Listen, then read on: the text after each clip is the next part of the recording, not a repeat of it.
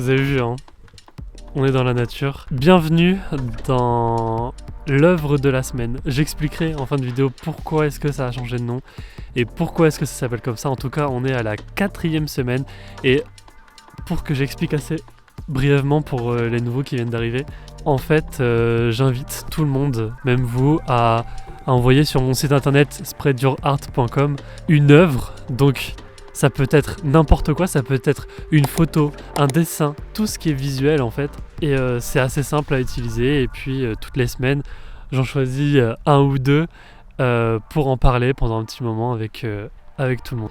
Donc la semaine dernière, il y a eu 2 personnes qui ont envoyé leur illustration. C'est moins que d'habitude. Réveillez-vous les gars, réveillez-vous. Pitié, envoyez des choses. En tout cas, merci Cyrine et Polomado d'avoir envoyé vos photos.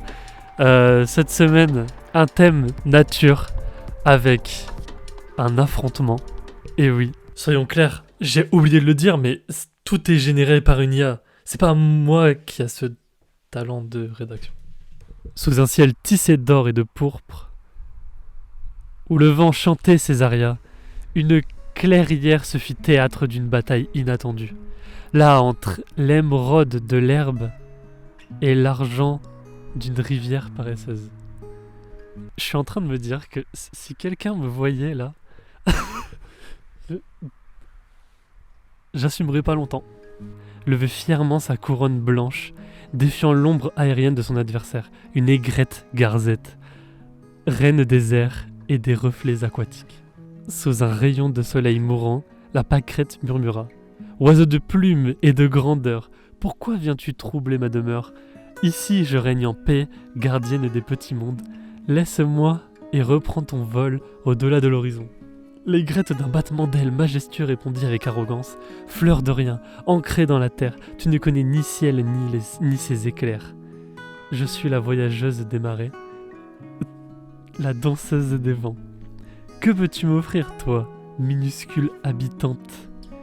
D'un saut vif, l'aigrette lança son premier assaut. D'un coup de bec, elle tenta de déraciner la pâquerette. Mais cette dernière, enracinée dans la terre-mère, tint bon.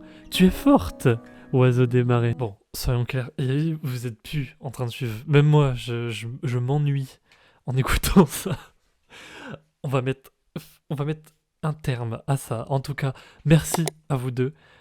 Je voulais pas en choisir un plus que l'autre, ça me faisait un petit peu rire qu'il y ait cette confrontation entre les deux.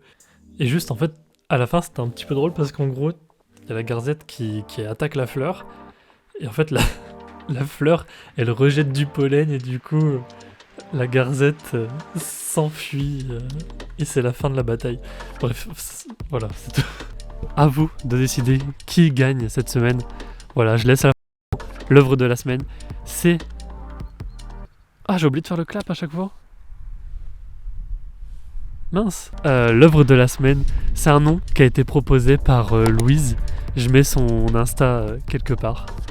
Allez la suivre, elle fait des super bons projets, assez artistiques, tout ça. Qui m'a proposé justement d'appeler ce format l'œuvre de la semaine plutôt que le tableau de la semaine et plutôt que l'illustration de la semaine. Et en même temps, ça me faisait un peu rire que toutes les semaines ça change de nom.